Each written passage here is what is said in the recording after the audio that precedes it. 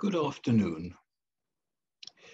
My name is John Took, and I am Professor Emeritus of Dante Studies at University College London. There will, I imagine, be very few tuning in to this celebration of the 1481 edition of the Commedia who are not perfectly familiar with the who, the what, the when, and the where of Dante's presence in the world and of his successive works. Just to be on the safe side, however, we may say this, that born in Florence in 1265, Dante was exiled in 1302, and thereafter he lived a wandering existence up and down the peninsula, he says at one point, until at last he settled in Ravenna, where he died in 1321, 700 years ago. The great work of his early years was the Vita Nova, belonging to the early part of the 1290s. And this was a work offering an account of his meeting with Beatrice, and more especially of what it means to love and to love well. The great work of his middle years, conceived in the wake of his exile, was the Convivio, a philosophical feast, he says, for those of his contemporaries burdened by domestic and civic care. While the great work of his maturity was the Commedia, with its account of a journey through the three realms of the next life, but offering, in truth, one of the most powerful analyses in the whole of European letters of the hell, purgatory, and paradise of this life. What we have, I suppose, is a Dasein analytic avant la lettre. Unfortunately, we don't have anything from Dante's own hand, which only serves to confirm the immense significance of the early editions which we do have. Our warmest thanks, therefore, to Dr. Tabitha Tuckett for all her care in organizing this wonderful account of the 1481 edition as part of our Dante program under the auspices of the Italian Cultural Institute in London. And so once again, Tabitha, many thanks indeed. And with this, over to Alessandro Scafi.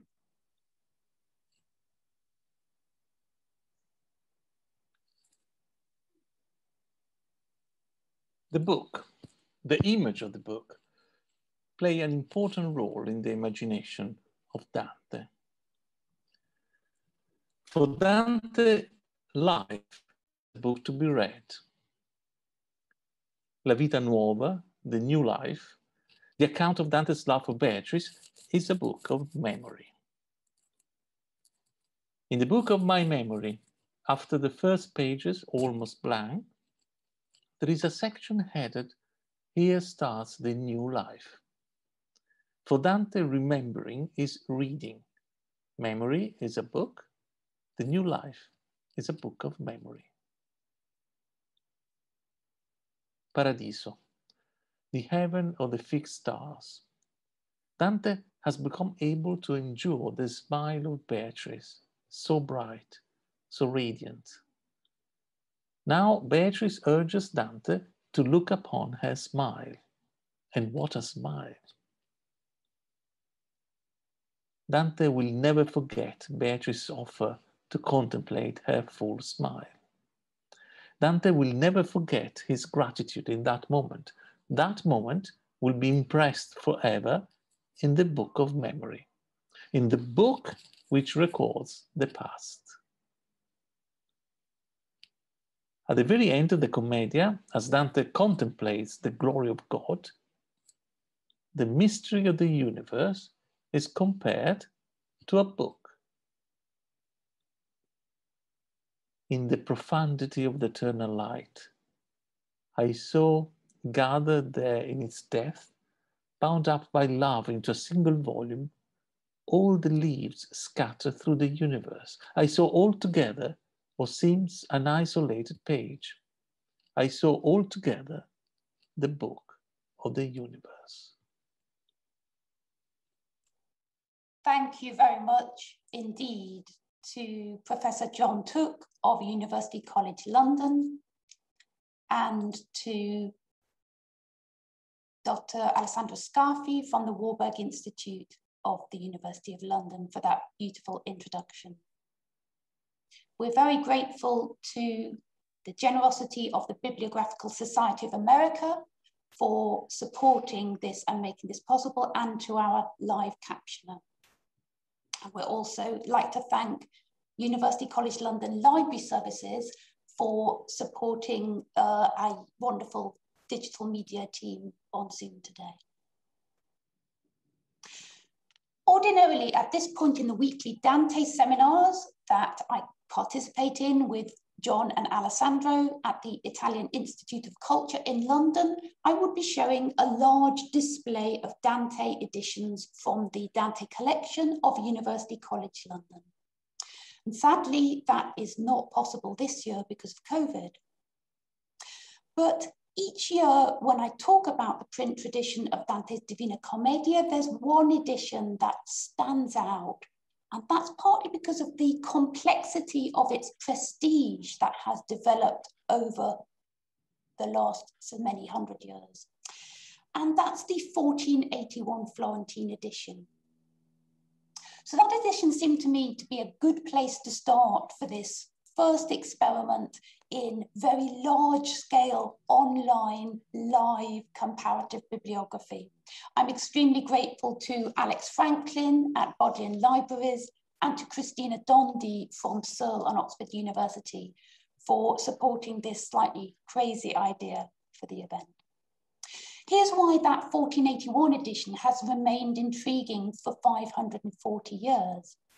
We've just heard that Dante died in 1321. But the Commedia seems to have circulated vigorously in manuscript right from the start, and some count over 800 surviving manuscripts from the 1300s and 1400s.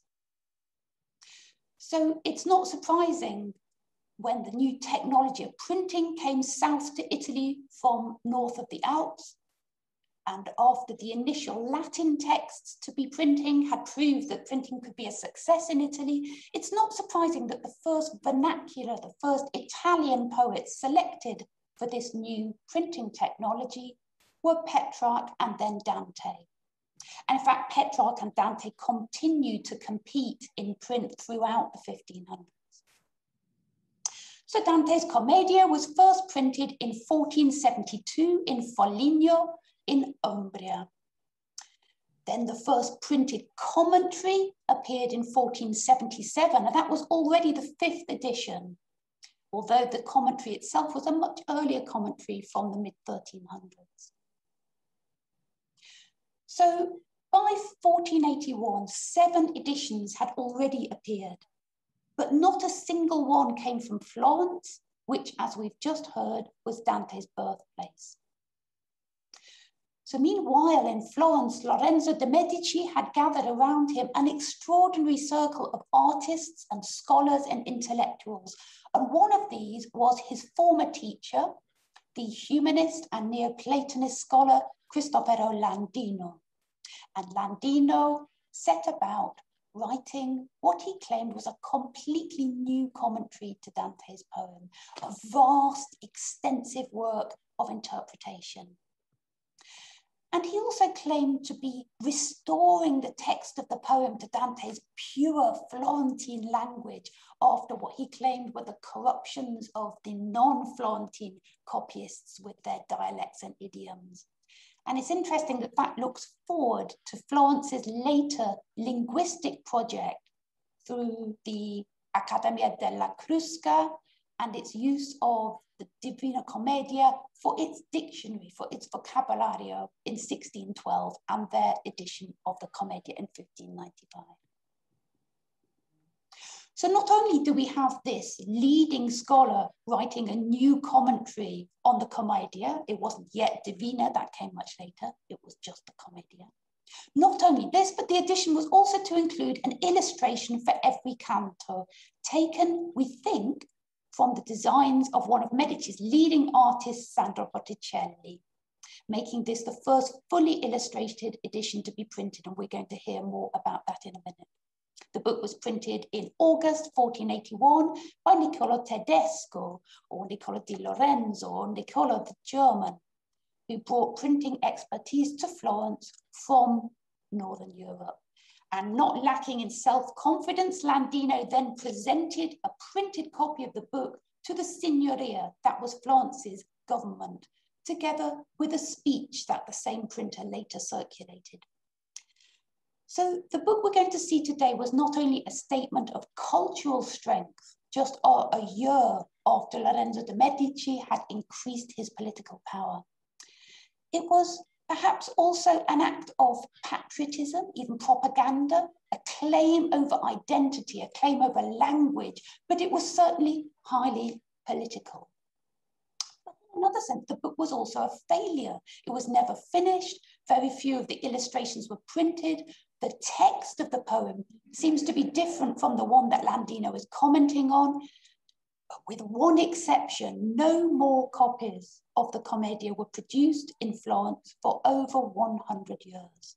And it was in the end Venice who successfully produced the first fully illustrated edition of the poem 10 years later using old-fashioned woodcut printing.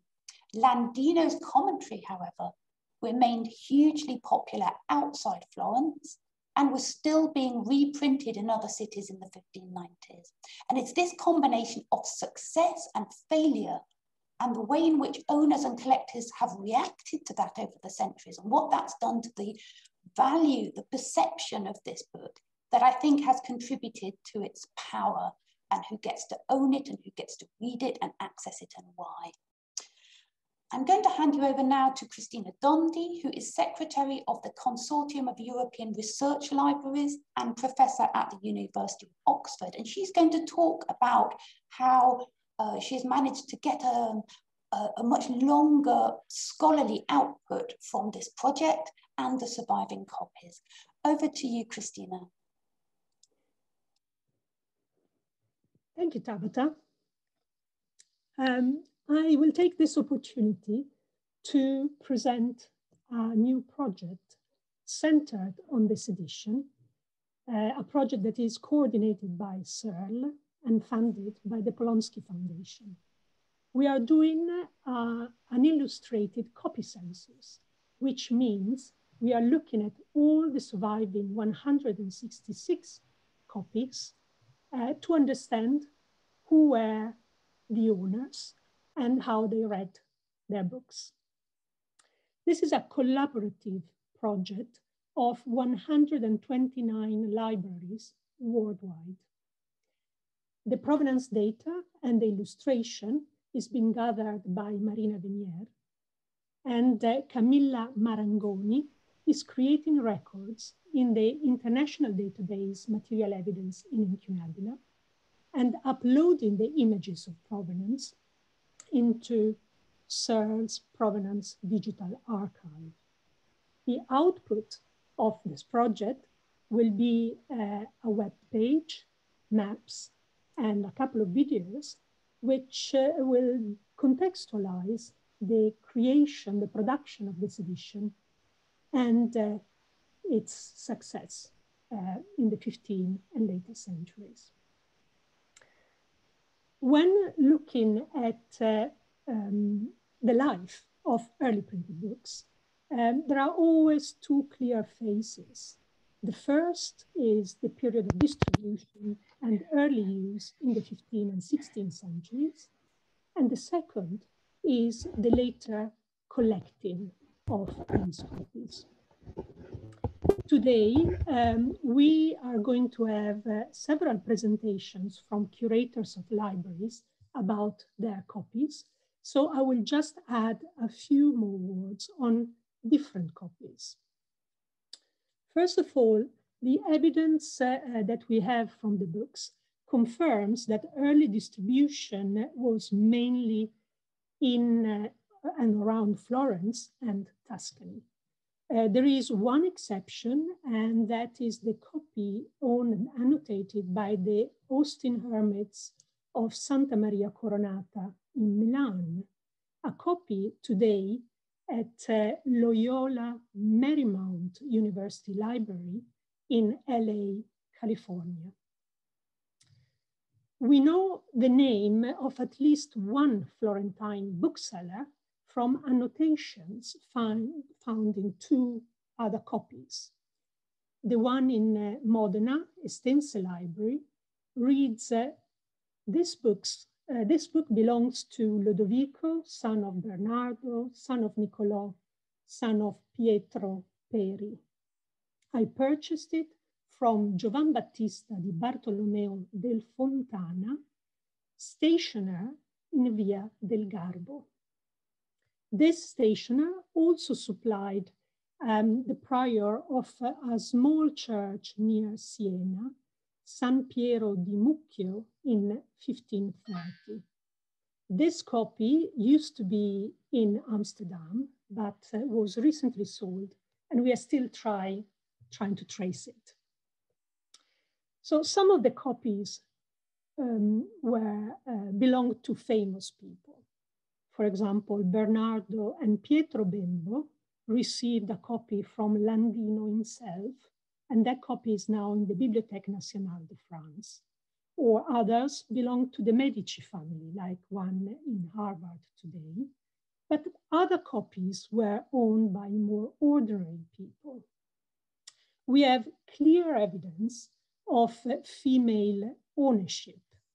The copy now in Parma, Biblioteca Palatina, has a 16th century inscription which reads, this Dante belonged to Madonna Caterina, my mother, who received it as a gift from Madonna Lucrezia, her mother. Some copies have contemporary illumination. For example, the ones in Boston Public Library, in Novara, in Palermo. Others have early prices, like at least 2 copies still in Florence today. Some have Florentine early bindings, like a copy in Paris at the Petit Palais or at the Biblioteca Trivulziana of Milan. This copy also contains manuscript editions of the 16th century of medical recipes written by Marsilio Ficino, the other well-known Florentine humanist and philosopher. So by looking at various annotations left in the margins, we do understand how Dante was read. Some copies contain very clear supplements to missing tercets, so mistakes in the printing of this edition. In particular, the copies in Cambridge University Library, at the Huntington in San Marino, California, and in Bologna, Biblioteca dell'Archiginnasio, have several of these supplemented additions, which it tells us that the owner compared their copy with another manuscript or a different edition. And then various other copies have some of these corrections in Arezzo, in Ravenna, in Turin, in Glasgow, in Wellesley, in the United States. Each copy, which survived over 500 years, tells a fascinating story. But taken collectively, all these stories are really revealing us the reception of this seminal text among contemporaries and in later generations. We expect to launch the webpage at the end of the summer, and it will be mounted onto the Printing Revolution website. You will get information about the address So watch this space. And it is now my great pleasure to introduce my colleague Gervais Rosser, who is professor of the University of Art at the University of Oxford.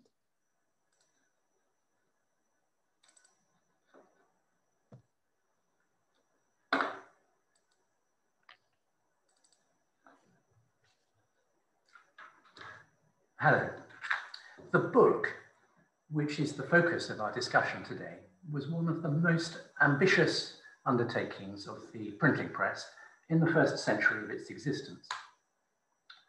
The paradox is that its modernity and originality were devoted to the end of creating a material product which looked as similar as possible to manuscript books containing Dante's Comedy, which had been created over the preceding century and a half. To achieve this with the resources of the new technology, however, was no small enterprise. The layout of the first page of the poem in this edition, which left Niccolò Tedesco's press on the 30th of August, 1481, shows the ambition of the designers of this first printed and illustrated edition of the Comedy. We see here, beneath the general heading, which identifies the divine Florentine poet, Dante Alighieri, as the author of the poem, the initial 21 lines of Dante's verse in the left-hand column. To the right and below this is part of a commentary on just the first 3 lines of the poem by the man who, as Tabitha Tuckett was telling us, was above all responsible for the creation of this edition, the Florentine humanist, scholar, and teacher, Cristoforo Landino. From its earliest circulation, the Comedy had been commented on in this way, in the manner also used in manuscripts of Holy Scripture. And Landino drew much of his material from earlier commentaries. At the same time, Landino contributed significant ideas from his own particular context, with a special emphasis on the allegorical interpretation of Dante's text. This opening comment allegorizes the poet lost in the dark wood, as the divine soul trapped in the base matter of mortal life and its material distractions, prior to its redemption by a return upwards to the light. This is a Platonic reading of the poem, which is characteristic of Landino and of other scholars in the circle of Lorenzo de' Medici. At the foot of the page, space has been left for the inclusion of an illustration to accompany this canto, showing the protagonist Dante lost in the wood, encountering the beasts, and rescued by Virgil. Now, even those of us who are not specialized in the techniques of printing can at once perceive some of the challenges of this undertaking. The main text is set up in 2 typefaces on different scales, both modeled on humanist script of the earlier years of the 15th century. Space has been left for the completion of the initial letters by a manuscript illuminator, a collaboration which was typical of printing houses in the early days, although in this case, as we can see, not fully realized. Then the picture was made by an entirely different process of scratching the design into a metal plate by the process known as intaglio. This meant that after the text had been printed using letterpress, the sheet had to be pressed a second time with the image. We shall learn more about how this was done shortly, and as we shall see, it could be a hazardous process. In some instances, as will also become apparent, the pictures were partially colored, apparently by professionals, and so possibly by a further arrangement with the printer. Now, a further symptom of the high level of ambition of this project is the involvement of the brilliant young Florentine artist Sandro Botticelli to provide designs for the illustrations. Botticelli at this period was working too in the orbit of the Medici, and it was probably for a Medici patron that he undertook at around the same time to complete a set of drawings on parchment for each of the 100 cantos of the Comedy. These famous drawings are now divided between collections in Berlin and Rome.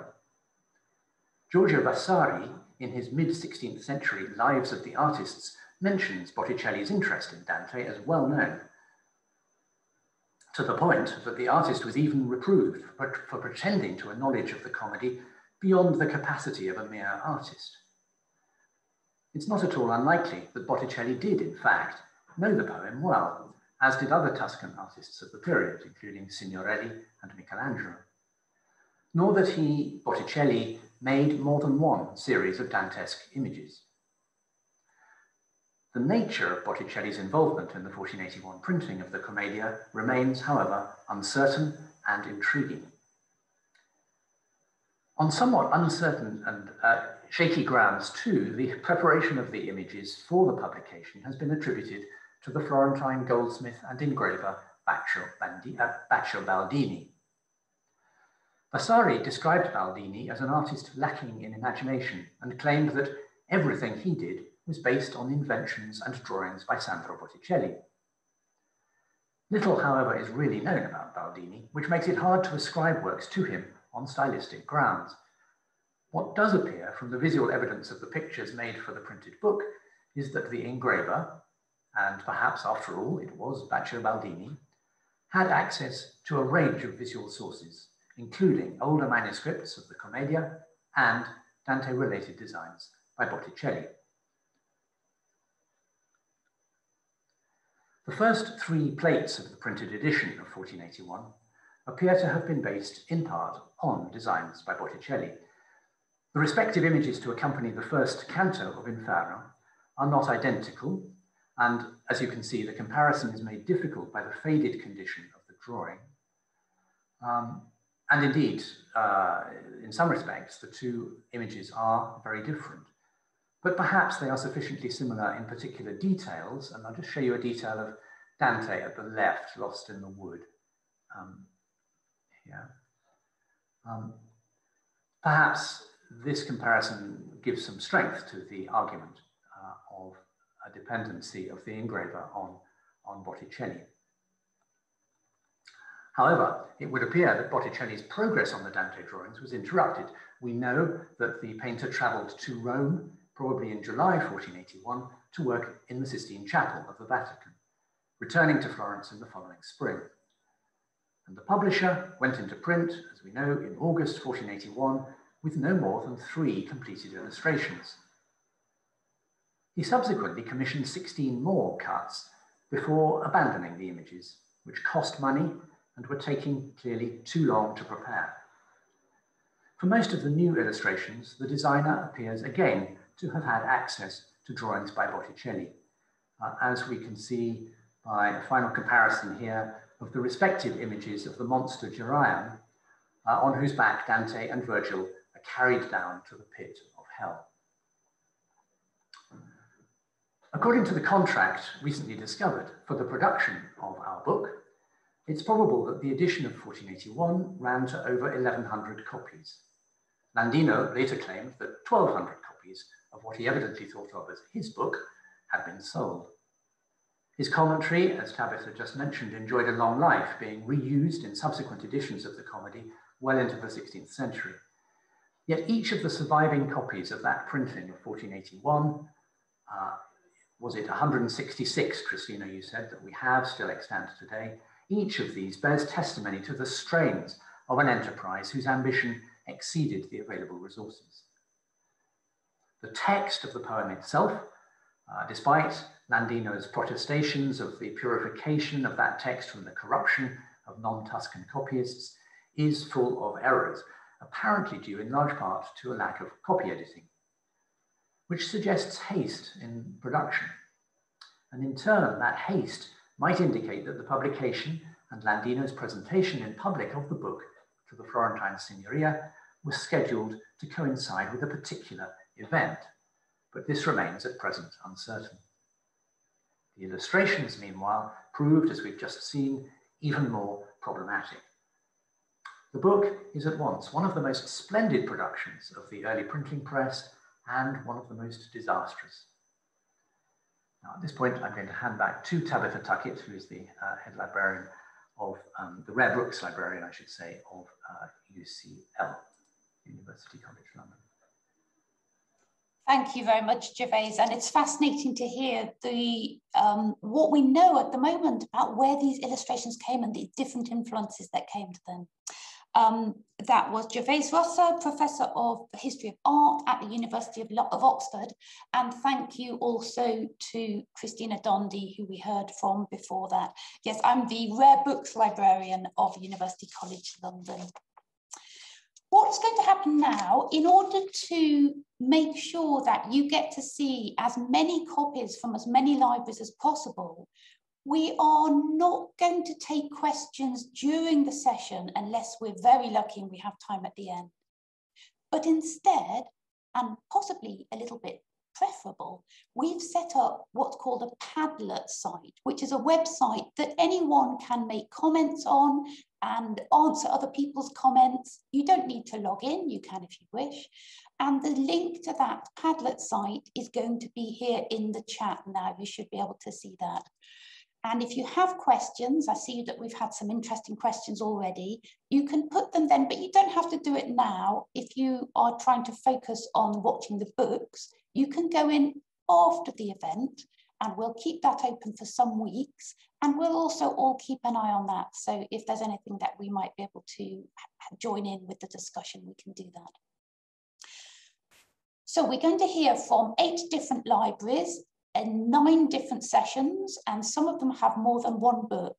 It's going to be the flying around, virtually speaking, from one country to another is going to be chaired by Alex Franklin from the Centre for the Study of the Book at Bodleian Libraries in Oxford, and we're very grateful to her, and by myself.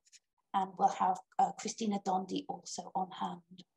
We're going to go to the actual libraries. So I ask you to be understanding. You'll see that I'm not in a study. I'm in a rather a little corner where I can get my camera to work. Some people have joined us from libraries that are open and they're working with readers as well. Some people have joined us despite lockdown and coronavirus, and we are very grateful to all the librarians who've contributed. You're going to hear from the librarians themselves, those people who look after the book. We do also have a panel who will be able to ask questions if we have time. We'll have Christina Dondi, you've heard from her, Gervase Rossa, you've heard from him, and we also have Stephen Parkin at the British Library, and you'll hear from him in a minute. So we start in Florence with that very copy, if you remember, that Landino presented to the Signoria, to the government in Florence, and it's going to be presented by Davide Speranze, who is curator of manuscripts and rare books at the Biblioteca Nazionale, Centrale di Firenze. And we'll also hear from Francesca Tropea, who is the assistant librarian in rare books and manuscripts at the Biblioteca Nazionale, Centrale di Firenze. So over to Francesca and Davide.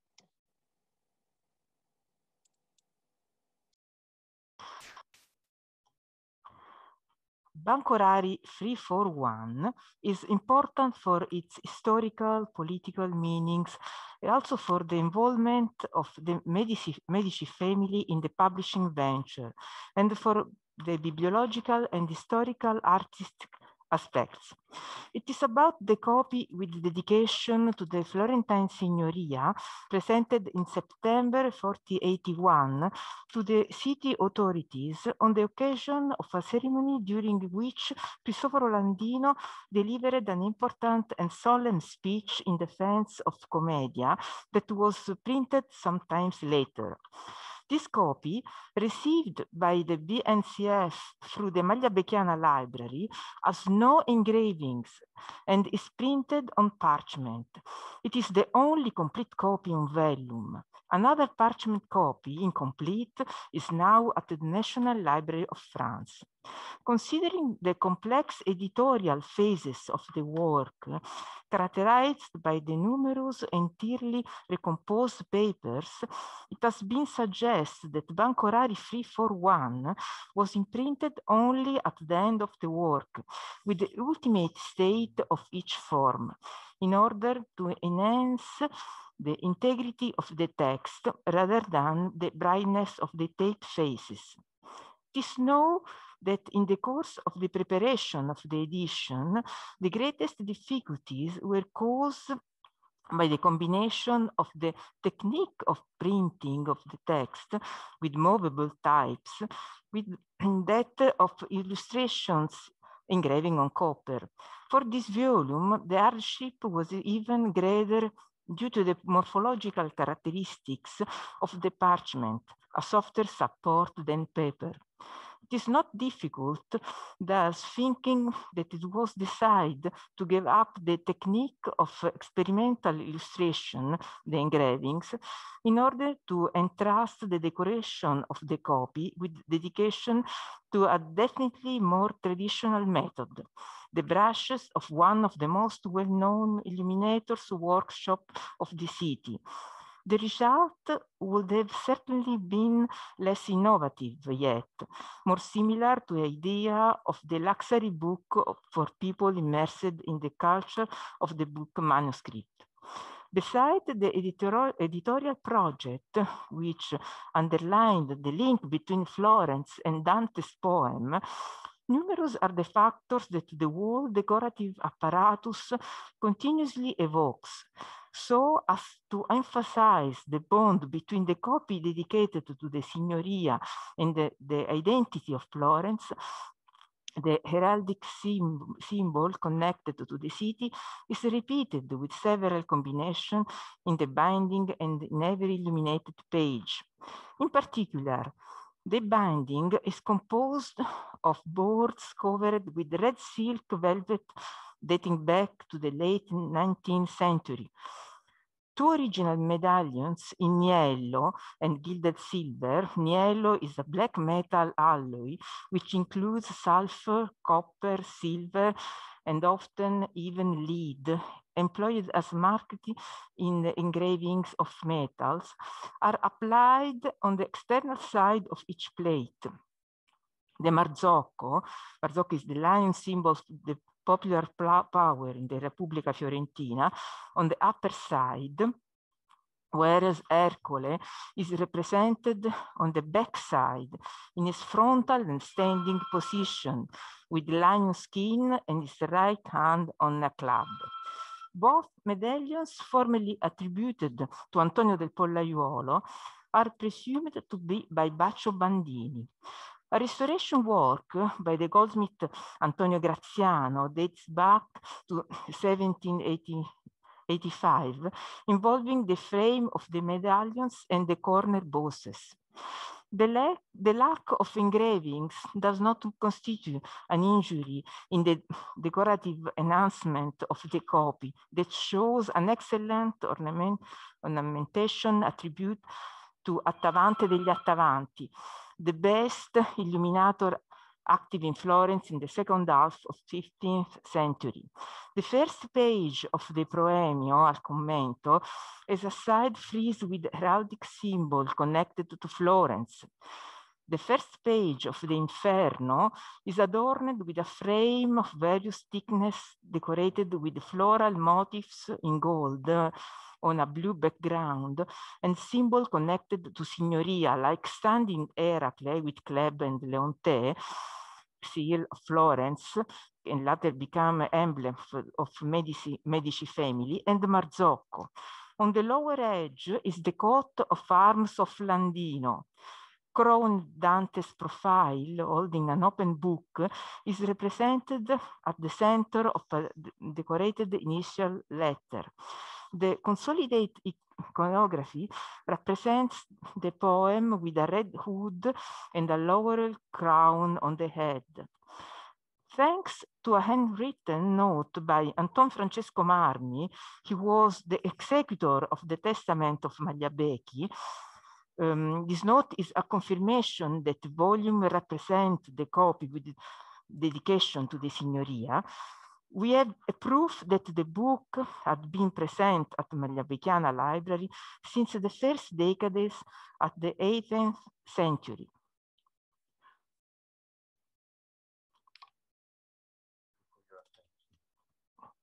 Thank you for your attention.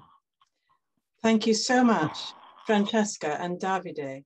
And we now move to London to see a copy that's far more typical of most that survive. And this is shown by Tabitha Tuckett, Rare Books Librarian, University College London. Thank you very much.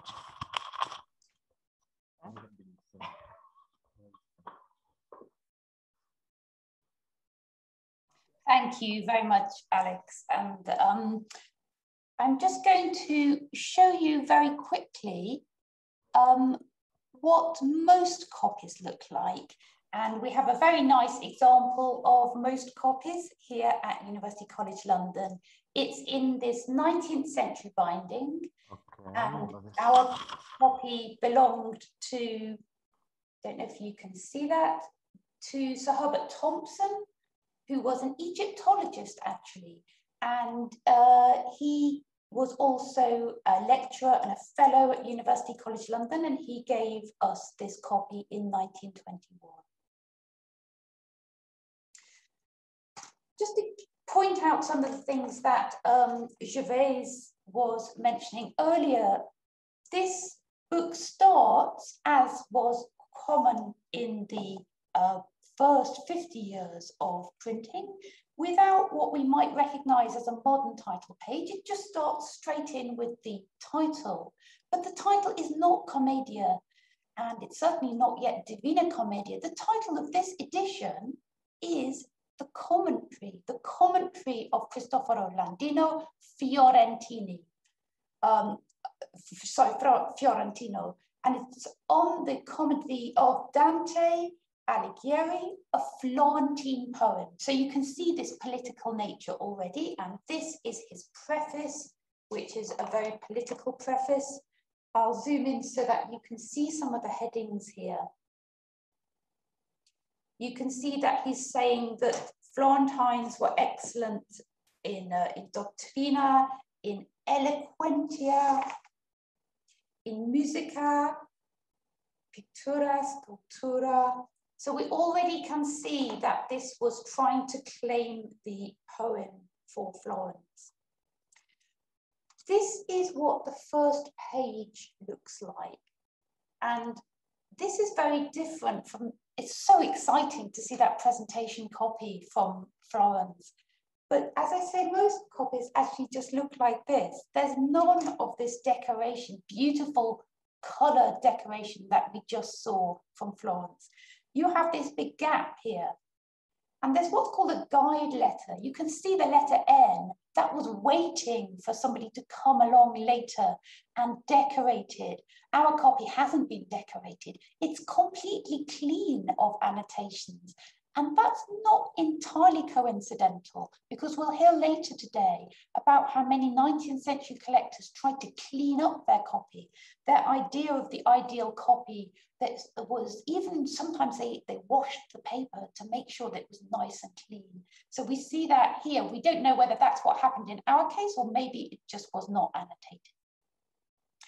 You can also see, as Gervais mentioned, this is the text of the poem, but all of this is the commentary.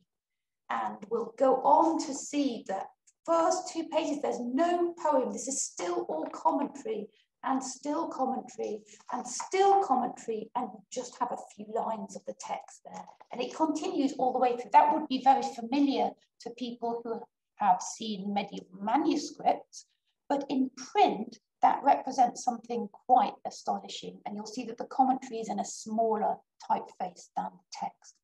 Now, this is the first time that you've come to see the illustrations, and many of you here will be here in order to see the illustrations. So I'm going to try to show you those in a bit more detail.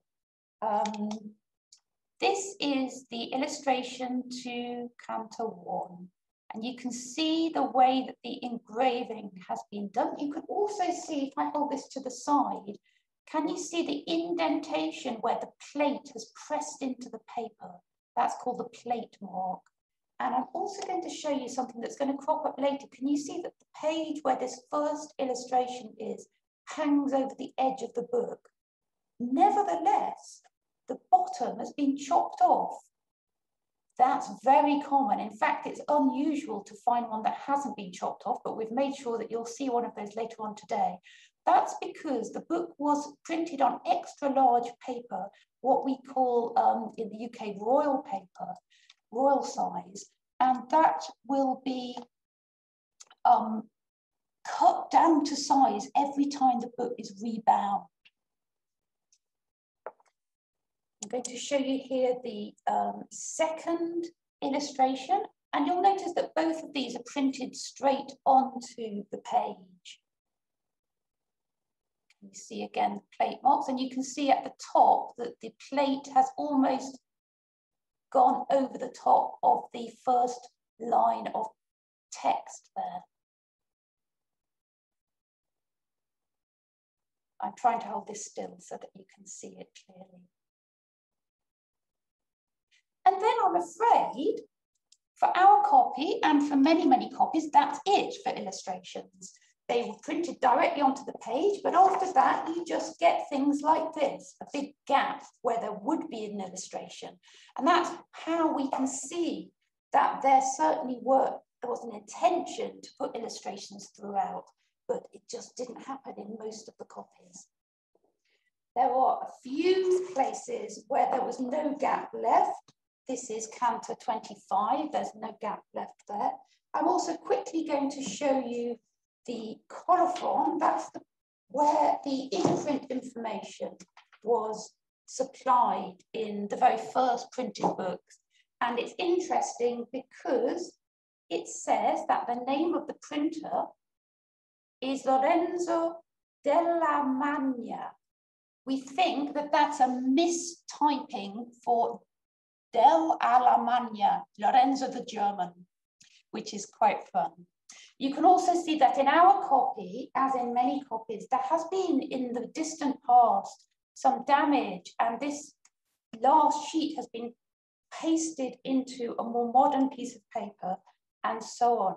And you can see that the edges used to be red. There's been some water damage in the 19th century.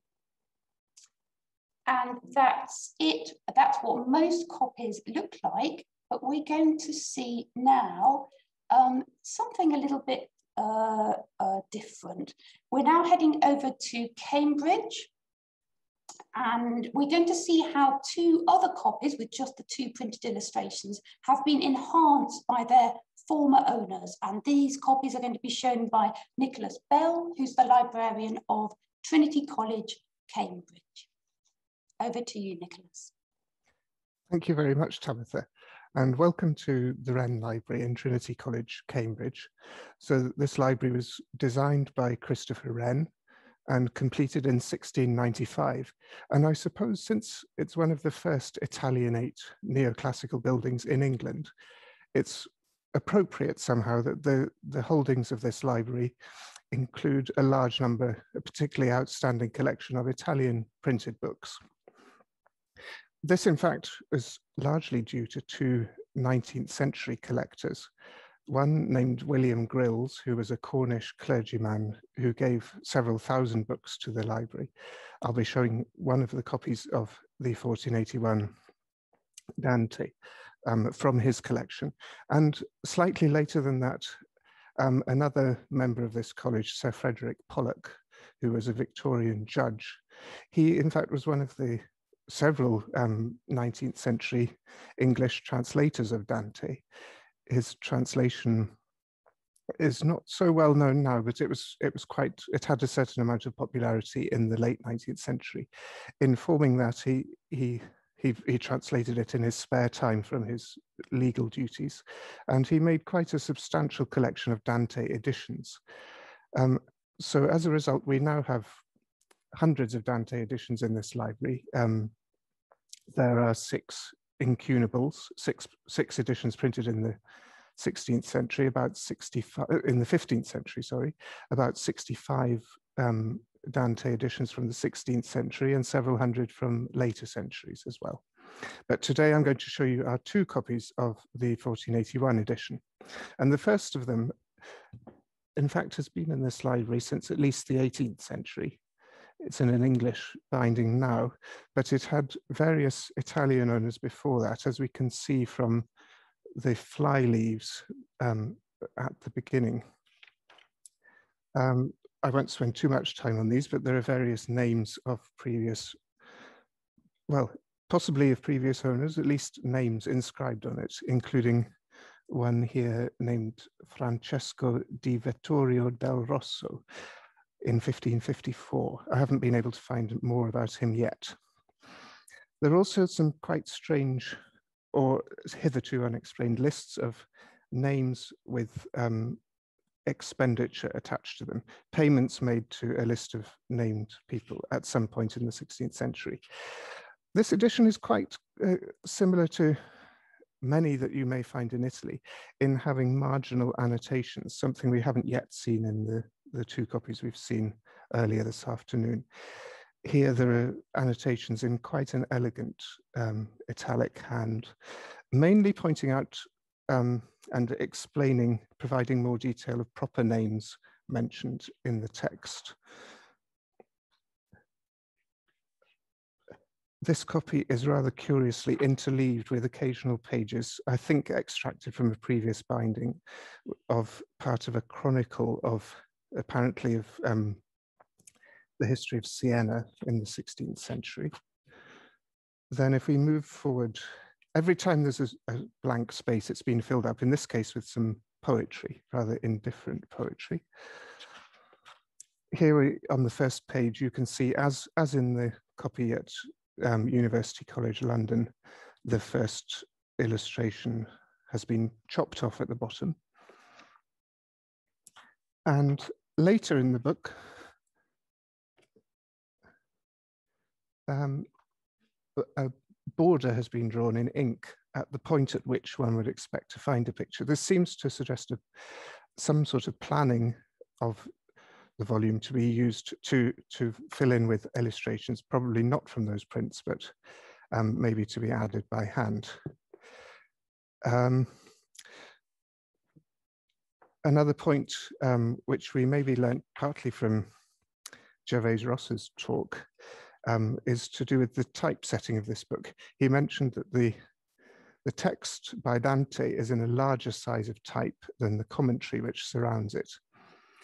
That is true on most pages, but in this copy, I don't know how well you can see there, the whole of this page, the right-hand page, has been newly printed. It's a replacement of a missing page, but set all in the same size of type. So Dante's text and the commentary are both printed in the larger type size. The margins, the borders, the frame of the page is changed, but the words are more or less the same. So the same amount of text has been accommodated, but in a larger space. And that applies to this sheet of paper and the one which joins it a few pages later, this page. This is an unusual substitution of one bifolio of paper, which seems, so far we've traced in 4 different copies of the surviving copies. But it may well be common in many more, because there's a lot more work that could be done in comparing the surviving copies. Just to move to the very end of this book, and then I'll move on to the second copy. After the colophon, in fact, in this copy, there is a sonnet, Sonetto di Francesco Bescari has been written on the last page. And then there are several pages from the previous binding, again with this chronology or chronicle of Sienese history, ending on this page with La morte del Signore Piero Strozzi. So that is the first copy, the copy that's been held in this library for several hundred years.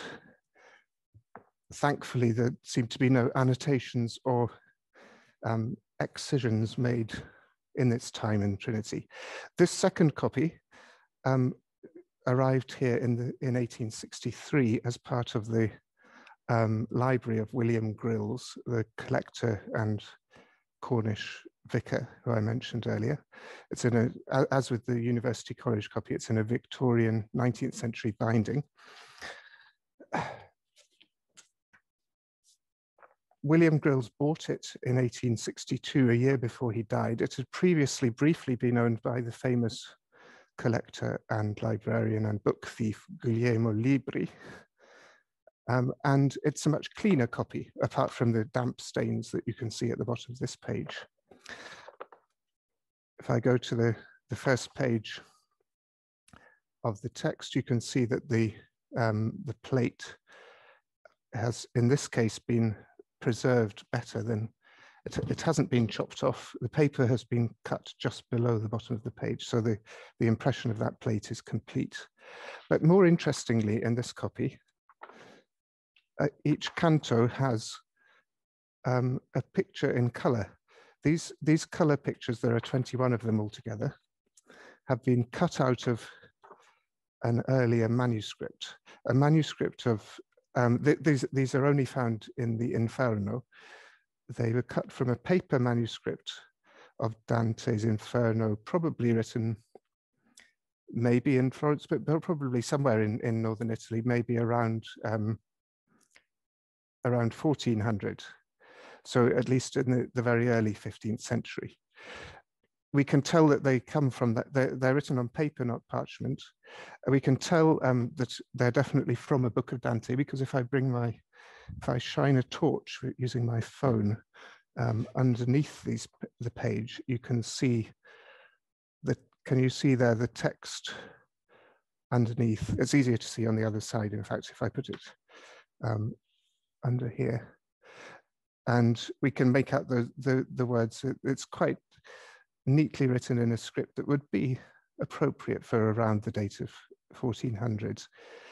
And the verses of Dante that are visible there are usually one page out from the picture, the depiction, which of course is what they either precede or follow the event being depicted. So there are 21 of these all spread through this book. There is, of course, a long tradition of these illustrated manuscript volumes of Dante from before the time that they were printed. And this is one further witness to that. The pictures are not very finely executed, but they fit very well into that story. And it's an interesting example of the reuse of a book in a new context. We can imagine the owner in the late 15th century deciding to upgrade his printed copy, or having already owned a manuscript copy, to upgrade it to the printed copy, but he resented losing these pictures, so he stuck them into the book. Well, now I shall hand back from Cambridge, I think, to Oxford to go back to Alex Franklin. Thank you very much, Nicholas, for that great look. We're now in Oxford, and we're going to look at how the illustrations in this edition were printed. We're going to see a copy from the Bodleian Library introduced by Francesca Galligan, Assistant Librarian in the Rare Books section of the Bodleian Libraries and Curator of Rare Books. And we'll also hear from Richard Lawrence, who's the printer and superintendent of the Bodleian Library's Bibliographical Press. Francesca, over to you first. So here's the Bodleian's copy. It was purchased by the library in 1803 for £12. Before that, it belonged to the Foscarini family. And you can see here on the binding, we have the gold-tooled arms of Marco Foscarini. He died in 1763, and he was the 117th Doge of Venice. We know of a few other books with Marco's coat of arms on the bindings. You can see some examples online, for example, at the Folger Library and at the Marciana. Foscarini's books were sold in 1800, and there's a printed catalogue of that sale. Item 1900 in that catalogue is this 1481 edition, and the copy is described there as being bound in calf, as this one is here, and as having illustrations 1 and 2, and then 2 repeated, which again is the arrangement we have in this copy. So I think we can be reasonably certain this is the copy described in that sale catalogue. Now, before the Foscarini ownership, we don't know very much at all about the book. There are just a couple of very small clues which I'll turn to. If we start with the first leaf, just in the gutter, you can see perhaps a little hole here. a few little marks of abrasion in the gutter that perhaps were caused by an earlier, perhaps wooden binding of this book. You can also see, I hope, at the top of this leaf, that in fact a strip is being cut away and replaced, and that would be to remove signs of earlier ownership from this copy. There's one other thing which I'll turn to at the end. We have one single leaf in this book which has been annotated, and the annotations have been washed out. That particular leaf is also the only one in this copy to have been mounted. So I think what's going on there, a little as we have here, is that this copy was lacking that leaf and it was replaced with another leaf taken from an annotated copy of the book. But we'll turn now to the illustrations. So this is Hind B. As I mentioned, that's illustrations 1. And here we have Canto 1 with the illustration at the bottom again, as in other copies, slightly cropped.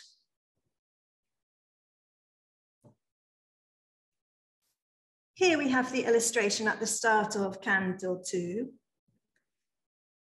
And Hind lists 15 copies with this arrangement, with the second illustration repeated at the start of Canto 3.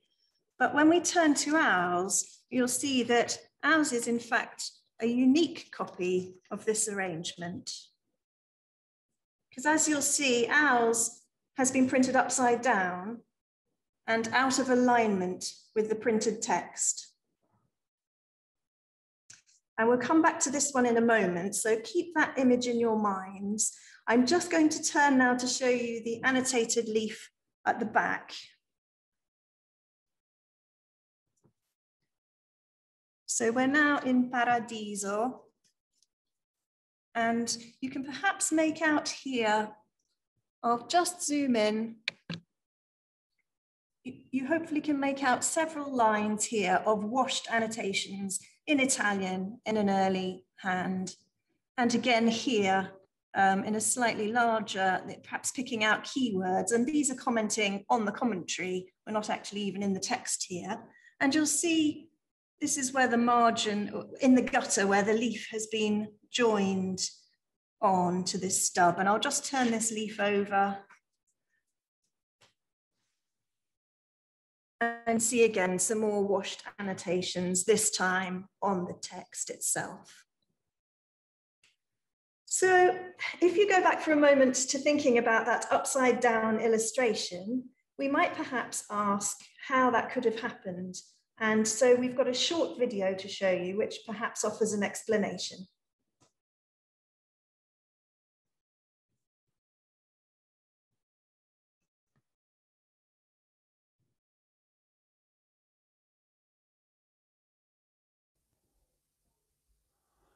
This is a quick look at the two different processes used in printing the text and the illustration, and particularly the problems of getting them to register, to line up properly. Letterpress, raised surface, ink goes on the raised surface, piece of paper comes down, squashes onto the raised surface, picks up some ink. Very simple, very straightforward. Intaglio is the sort of inverse of that. You have a flat surface with scratches in, you put ink into the scratches, and then with some soft paper, dampened paper, you squash the dampened paper into the scratches and it picks up ink. You do the squashing with a lot of pressure, a sort of mangle press, and some soft material behind the paper to do the squashing so that it will push into the dips. Here we have a letterpress machine. This is what I printed the text on, which you'll see in a minute. There's the raised surface, perfectly standard. This is the result of doing that. Sheet of letterpress with some words and type on it. The problem now is, how do we get the intaglio and the letterpress to align? Here is my intaglio plate. I've inked it, which is a fiddle in itself. You have to think of a way, how am I going to get that in there? And the way I've come up with, I'm sure it's the way that the people back in the 15th century did it, is a guide sheet, same size as I'm going to be printing on, place marked where the plate goes, paper goes on top. Fold the blankets down, the soft squishy bit. Here's the big steel roller. And turn that, wind it through the press. and that will have squashed the paper, leaving a very characteristic plate mark. And there is an intaglio image added to a piece of letterpress. The problem, obviously, is trying to get the two to line up. Using a paper guide on the bed of the press, it comes out reasonably well, but it's not difficult to see how it might come out a bit twisted, or if you weren't paying attention, you put the plate down upside down, it could come out upside down.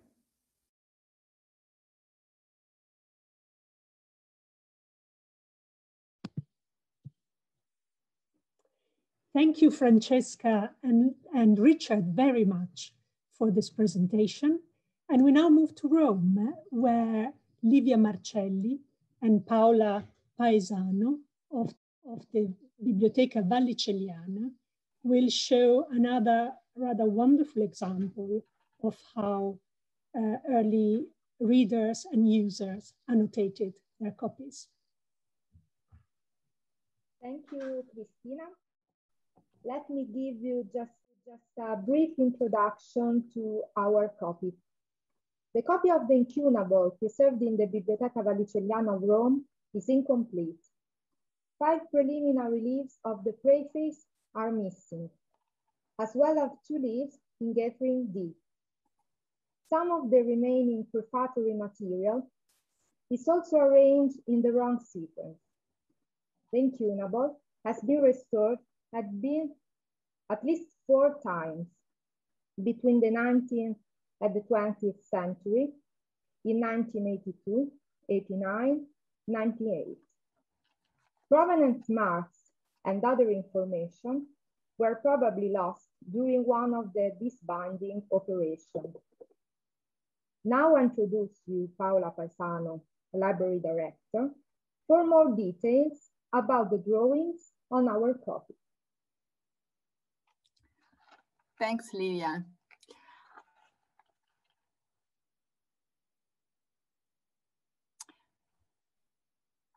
So,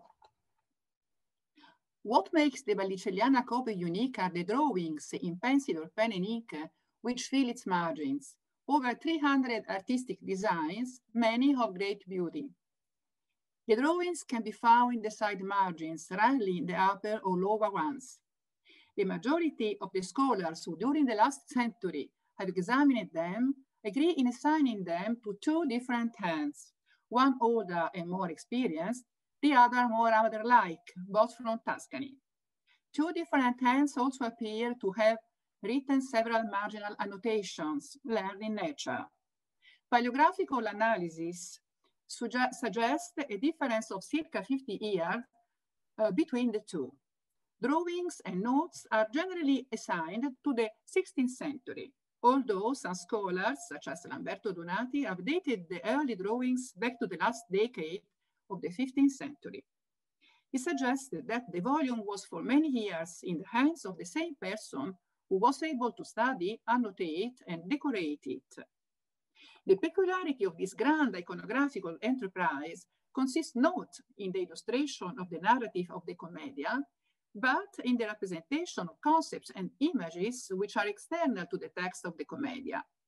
For example, where Dante explains that the damned souls were walking along 2 lines in opposite directions, like the pilgrims on the Elio Bridge of Castel Sant'Angelo during the Jubilee of the year 1300, the artist drafts the bridge of Castel Sant'Angelo, not a representation of hell. Only 17 out of 301 drawings illustrates the poem literally. The representations are not original, but rely on models of the representation of hell, which must have been familiar to the draftsman or draftsman, such as the case of the infernal crater at the beginning, for which the artist must have had in mind the Botticelli model. However, some drawings pertaining to daily life are original to the artist. A turning point in the identification of drawings and marginal annotations came in 1955, when Bernard Dagenhart attributed them to Giuliano and Francesco da Sangallo. Since then, the attribution has not been disputed, although nor has it been completely accepted. Very recently, an analysis which combined artistic and Dante-focused literary expertise produced decisive evidence in support of the ownership of this Dante volume within the family of Francesco da Sangallo. We look forward to the definitive solution of this mystery during the course of an international and multidisciplinary conference on 23rd of September of this year, organized by Biblioteca Vallicelliana in collaboration with the Dipartimento di Studi Umanistici dell'Università di Roma 3. Thanks for your attention.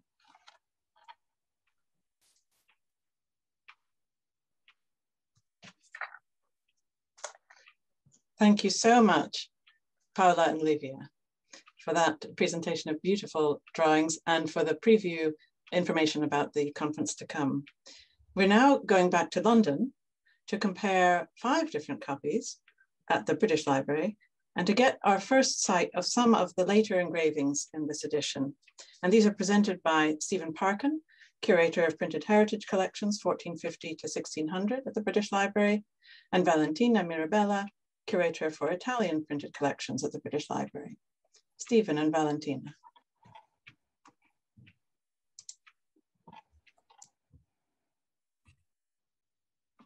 Hi.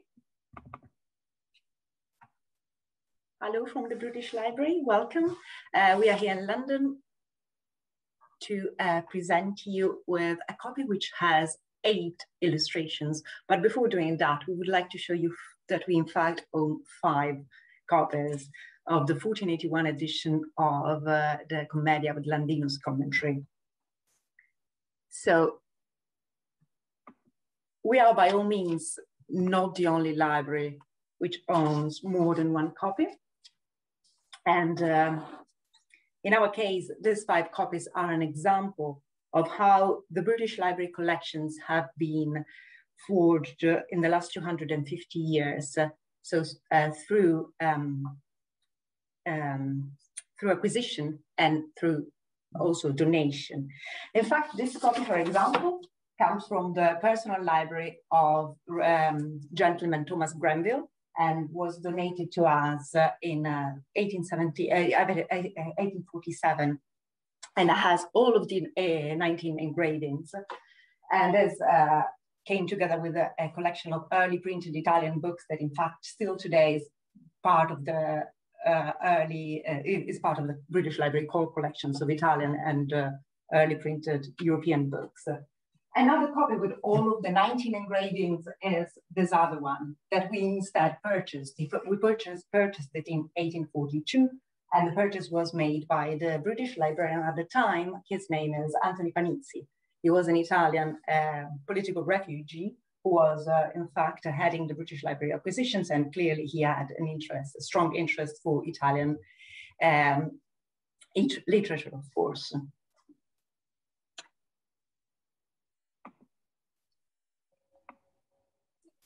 So a copy that's a particularly precious copy that I would like to show you comes from another important personal library, and that was donated to us, and that contains a large number of Italian incunabula and 16th century editions, which is the library of George III, King of Great Britain in the 18th century.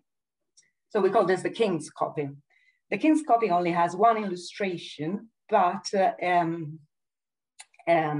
has this beautifully illuminated incipit page where we can recognize an Italian coat of arms at the bottom. We haven't been able to identify which family it belongs to, but clearly we can acknowledge that it has an Italian provenance. If any of you knows which family this could belong to, please do let us know by all means. So the copies that we've shown you are beautiful collector's copies. So these are copies that were purchased by rich collectors, mostly for the visual value, for the beauty, for the illuminations, for the decorations. And they were, if there were possessor's notes of previous owners, or if there were annotations inside, those were erased. So this copy only has 1 engraving, I wanted to also tell you. But on the contrary, I would like to show you a copy which has a very different story. It's a copy that has a lot of specific copy information and a lot of annotations.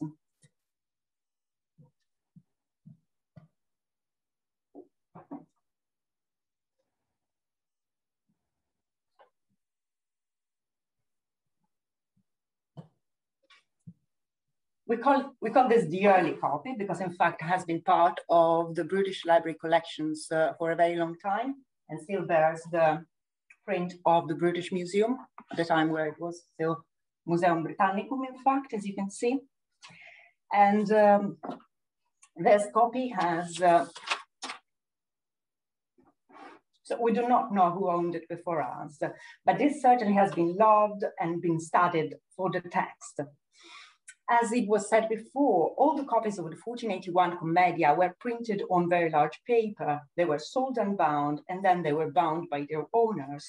That's how the book trade at the time worked. You can see that in the King's copy, which is still untrimmed, very large, in its beautiful original size. But now in this copy, I will show you, because you can see already that this copy is much smaller than the earlier one.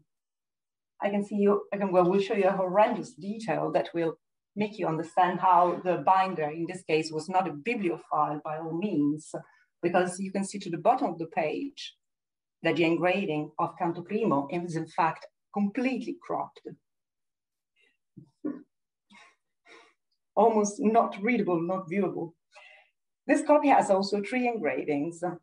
And the last page, yes, we do have the colophon with, which is in fact substantially a title page containing the information on the name of the printer, the place of printing, the date of printing, as we know. So this was, the incunabula and the early printed books, the place where all the information on the text would appear.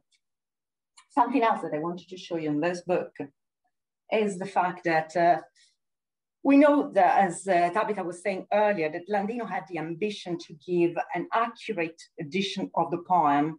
However, this is not always true. Here in this copy, we can in particular see how when Dante meets his family ancestor, Cacciaguida, who was in paradise, and asks him whether he should write about his journey to afterlife. The text says, sono intimo amico del vero, but actually the reader comments, sono timido amico del vero, in fact, saying the opposite. So a reticent friend of the truth, he amends it with shy friend of the truth. So that means quite the opposite. So shows, and that's all throughout the text. There's lots of comments and amendments to the Landino copy that we were saying is not perfect by all means, in fact. So you can see that having 5 copies allows us to compare them almost like in a mini census, like Cristina Dondi was saying earlier.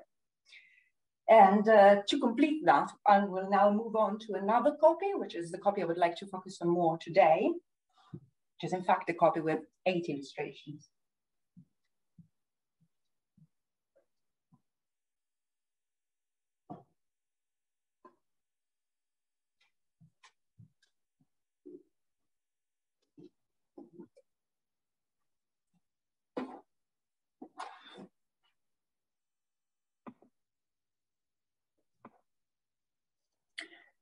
So also this copy comes from a private collection of a bibliophile, a rich book collector who passed all his library when he died in 1799 to the British Museum Library. And that's Reverend Crushroad. Reverend Crushroad owned this beautiful copy, as we can see in his own monogram, which states that he purchased it in 1790. And he added loads of information to this text. In fact, he also personalized it by adding a plate containing Dante's portrait as from Raphael's painting in the Stanze Vaticane. The title page we saw already, and it's beautifully engraved. And we do have 8 drawings in this copy. The first 3 drawings are, as the ones we have seen before, engraved directly onto the paper. The last 5 we will see later are going to be pasted. We will see the difference. So we have Canto 1, Canto 2, Canto 3, which are beautifully illustrated as we have seen them before. So we will move on to the next one. Canto 7 has this fantastic empty space where we can actually picture that there should be something, but there's no illustration. So from 4 to 8, there's nothing. And then we have an engraving decorating Canto 8, which in fact is pasted. And this shows the gates to the city of this, as well as the river Styx, with Dante and Virgil here.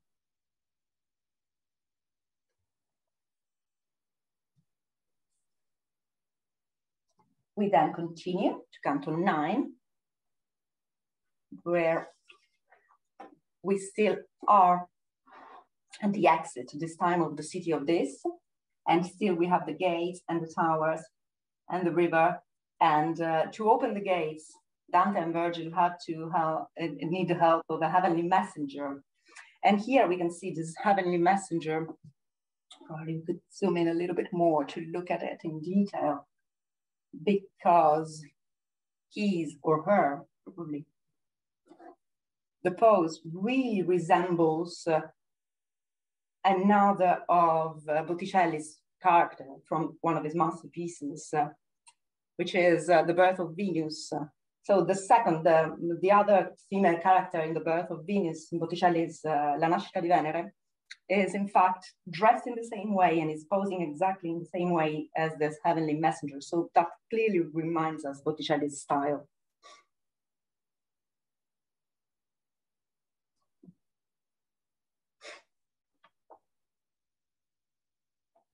From Canto 9, we still have empty spaces all the way through to Canto 16.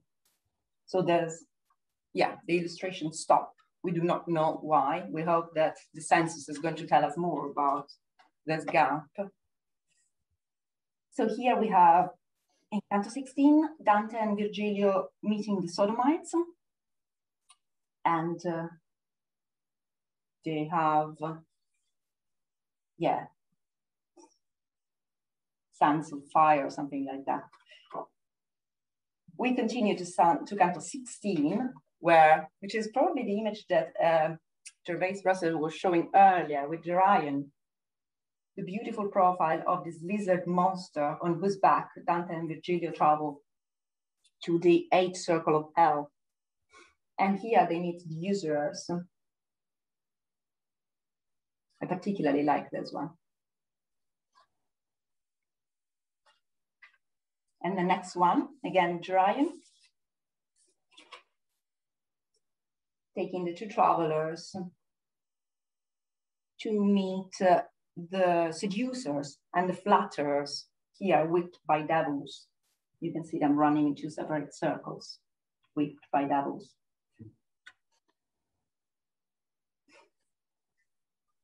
The last of our engravings is the one to Canto 18, sorry. 19. That shows, it's at the end of the 19th, but actually belongs to the 18. And it's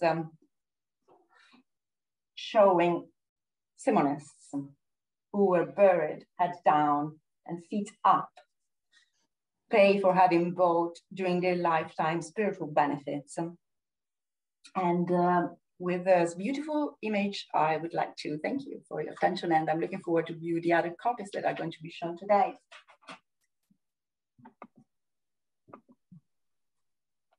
Thank you, Alex. Back to you. Thank you so much, Stephen and Valentina. That was absolutely fantastic. So at this point, we're roughly halfway through our presentation of books, and I'm just going to ask Valentina to switch off the screen share while we move over to New York. Just to remind you, as librarians, we're handling the books with our hands, not with gloves, because a lot of research has now been done to say that when you use gloves, you're more likely to tear and damage the books, to transfer dirt, and you have less sensitivity. So that's one of the reasons why we're handling these very precious books with our hands, which we've cleaned and dried. So that's now considered best practice professionally. So we're flying now virtually over to New York, where we're going to see an example of the full 19 engravings. You can feel this crescendo now, but not all perhaps as they were originally produced. We're going to see that from John McQuillan, the librarian of the Morgan Library and Museum in New York. Over to you, John. Thank you, Tabitha. I will begin with this rather plain and uninspiring binding. This copy at the Morgan Library is bound in dark blue goatskin or Morocco leather, probably 19th century English production. It was purchased in 1903 by Pierpont Morgan. I'm going to move that up. From the sale of David Gibson, Thomas David Gibson Carmichael of Scotland. And on the inside, we have Gibson Carmichael's binding here. There's a little bit more, it gets a little bit better when you open the cover, I'll say. Gibson Carmichael acquired the book in 1894 from the sale of the book collector Benedetto Maglione in Naples, Italy. He acquired the book from the sale, after the sale of William Horatio Crawford of Ireland, his sale in March of 1891, and Crawford's book plate is here. Then this is Morgan's book plate. Crawford received the book from the Hamilton Palace Library sale in 1884 from Alexander Douglas, Duke of Hamilton. Hamilton got the book from the Duke of Buckingham Stowehouse Library sale in 1849 from Richard Temple, both the first and the second Dukes of Buckingham, from their collections. This is when some things start happening to the book, sort of going back in time. It came to the Buckingham collection from the collection of George, 2nd Earl Spencer, also of England. He had this copy and it was sold in 1821 in his duplicate sale after he had acquired another conceivably better copy, which you will see after this in the presentation from the Rylands Library at the University of Manchester. In the 19th century, early 19th century, several things happened to this copy. Here you can see the first leaf of the beginning of the Inferno. The illumination around the border is not typically Italian. It kind of is a style a little bit more common to Alpine regions, to Austria, southern Germany. So, you know, at least one copy we know of, because this decoration headed north out of Florence. For this copy, the problem is this leaf is not original to the rest of the volume. You can see here along the border where the text leaf has been laid in and replaced whatever leaf was there previously. The original paper is sort of here in the gutter. This was tipped on.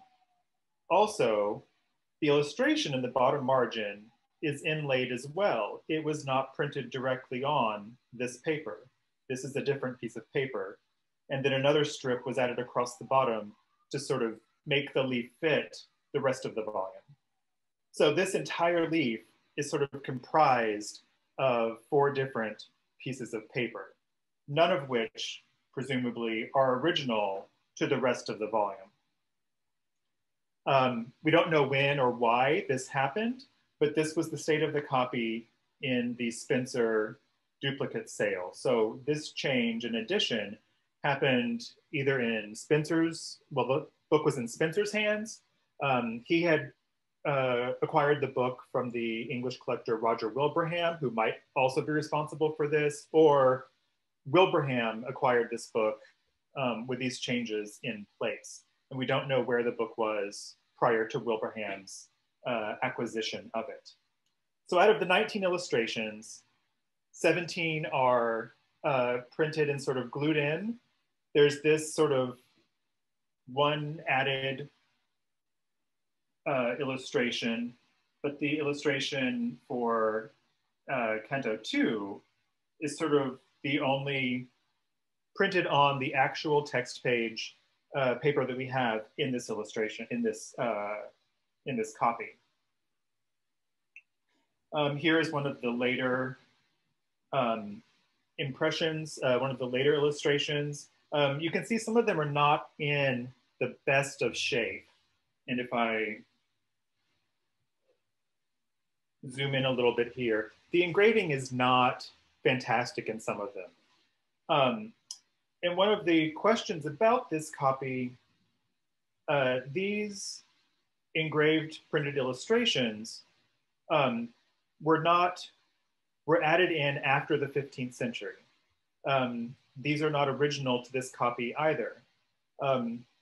There is a wormhole, a little insect at some point in this book's history, got into this book and ate its way through the entire volume in the bottom of the margins. And you can see the little wormhole right here. What is interesting is that the engraving should have a wormhole as the bug went through. It does not, which means that at some point in this history, the bug went through the book and then the engravings were glued onto the paper after the bug damage, which means that these are either later additions or changes to the volume that already existed.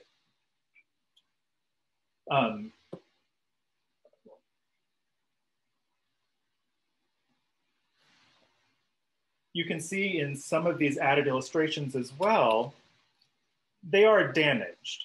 It sort of looks like damage that might happen if you take the illustration, if it was removed from one place, then you would get that little tear and then glued in here.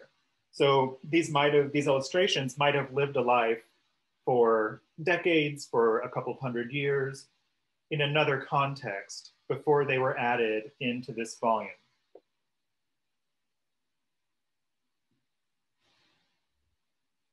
There are only a couple, and by couple I mean like 5, marginal annotations in this copy in what seems to be an early, probably more 16th century than 15th century Italian hand, sort of keyword annotations. They're not really, this is not sort of commenting per se on the text. It seems to be marking out individual keywords or subjects or topics. And in this illustration is only tipped in, which means just sort of glued along one edge, not fully glued in, over sort of an early 19th or maybe even 18th century facsimile, printed facsimile on this sort of yellowish paper. But from this, I think you can see the paper the engravings that are printed on is incredibly thin. It is not the same sort of heavier paper stock that the text paper is. And this is both due to the engraving process that you saw in the video, the really heavy pressure of the steel roll press that sort of squishes the paper and makes it a little bit thinner, but also probably just the lower quality or thinner presence of the original paper the engravings were printed on, showing that it was, a little bit different of a process than the regular typographic paper. And again, we don't know a lot of the context for these added illustrations or this kind of yellow paper facsimile. And so this copy really seems to be this sort of maybe 18th, 19th century kind of construction, amalgamation of various copies and aspects rather than a single kind of original entity volume of the 15th century. And with that, I will turn it back over to you, Tabitha. Hello, thank you. Thank you so much, John, at the Morgan Library. And we're now going to swoop back across the Atlantic to visit Manchester in the UK to see a copy that perhaps demonstrates the pinnacle of 19th century collecting and the pursuit of an idealized copy.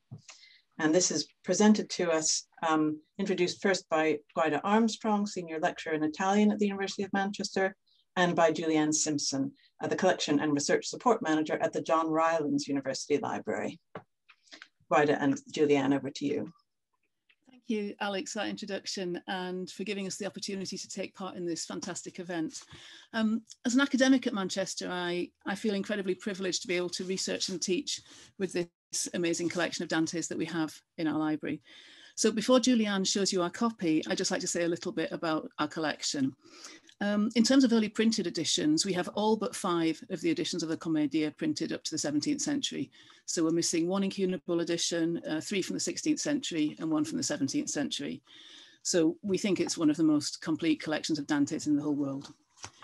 The Spencer Library is the source of most of our spectacular early editions, but we also have about 6,000 volumes of additional Dante material, which Mrs. Rylands acquired in 1906 from the personal collection of Count Giuseppe Landi Passerini, who was the librarian of the Biblioteca Laurentiana in Florence. To mark the Anno Dantesco, we've begun to put some of our Dantes online into our new Manchester Digital Collections platform. For now, we just have 6 items up. So we've got 3 manuscripts and 3 printed editions, including our Landino. And we hope to add more in due course. So I'll put the link to that in the chat. And I will hand over to Julianne now to show you our copy. Thank you, Guida. So we've moved from the British Library to the Morgan to here, and there's a lot of focus on these 3 institutions, on especially early 19th century collectors. And by this stage, the Landino edition has certainly become a prize acquisition for these collectors. And I feel that Spencer, George Spencer, the 2nd Earl, when he was collecting in the later 18th and early 19th century, is the pinnacle of that. And his library was considered the finest private library ever to have existed. And we were very lucky that Mrs. Rylands was able to acquire that from his grandson, the 5th Earl, in 1892. And we've also mentioned, I think briefly earlier on, about Arthur Hind and his detailed study of the different variants that we see in the copies of the edition in terms of the number of engravings. And what I have here is actually a letter to Henry Guppy, the librarian at the John Rylands Library in the first half of the 20th century, from Hind, trying to puzzle out the mystery of Spencer and his copies. And it was only this time last week when we did a rehearsal with John showing his copy from the Morgan that it was actually able to pin down the last piece of the puzzle that Hind had been trying to work out in this correspondence in the 1930s. So in fact, Spencer owned not 1 copy, but over his lifetime, he owned 4. So the first one he purchased in 1792. This had only 15 engravings, but 3 pen and ink facsimiles were added to it.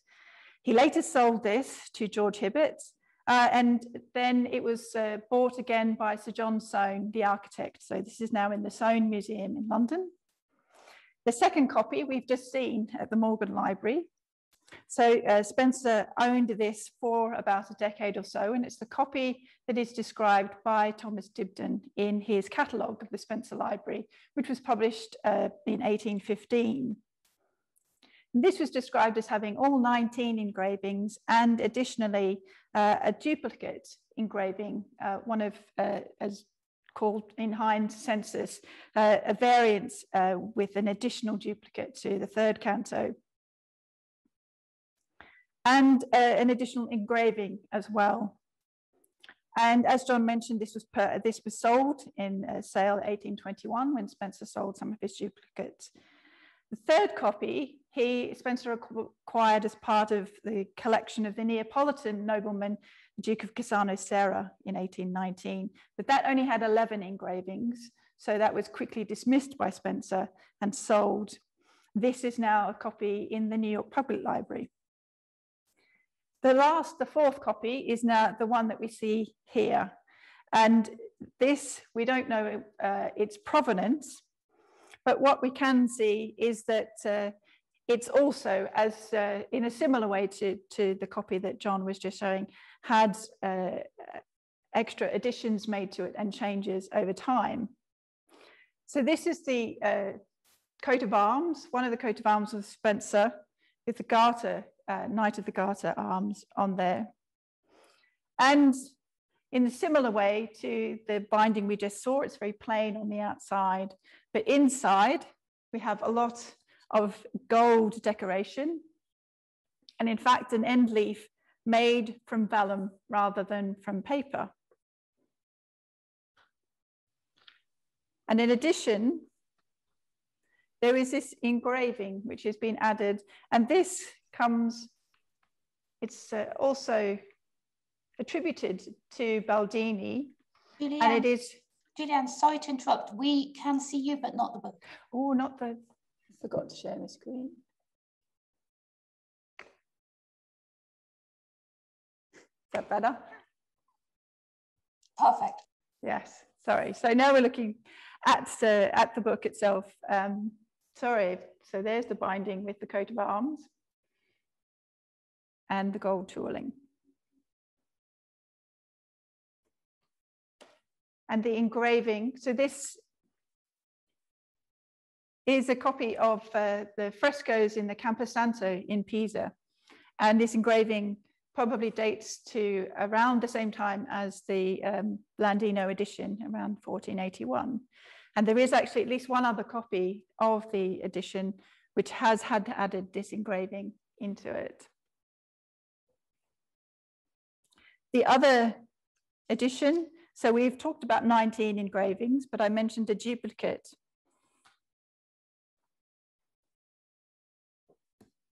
So here, in addition to the standard illustration, we also have a second one, which is pasted in at the bottom.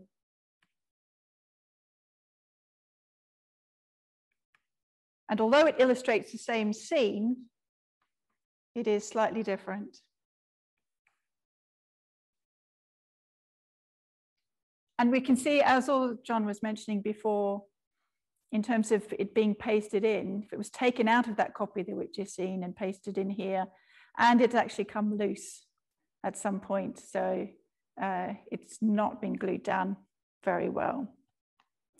Another aspect of this copy shown on this page in particular is evidence of not just washing, as Tabitha mentioned previously, but in fact the use of bleach to whiten the copies and to clean the copies up. And this is what we see here, where in fact the bleaching process has gone slightly wrong.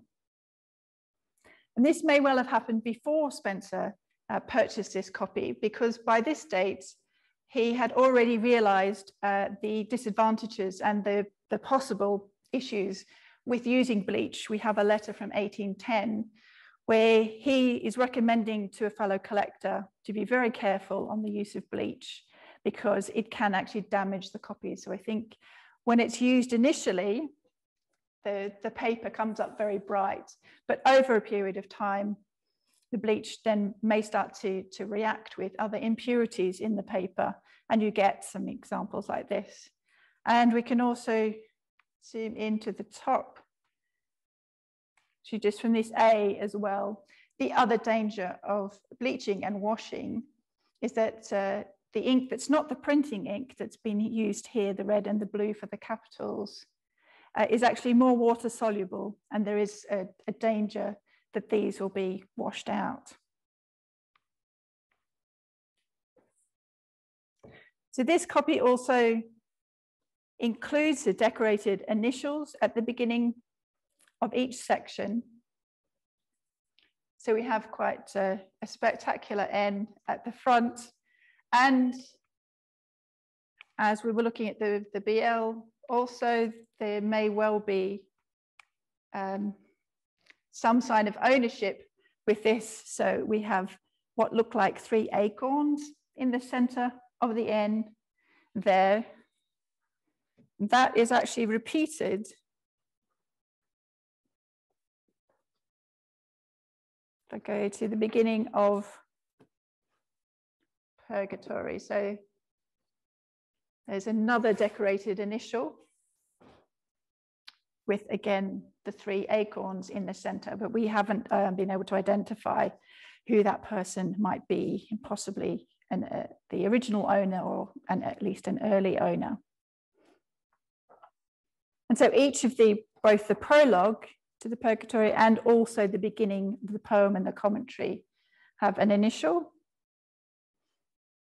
And we have the same for Paradiso as well.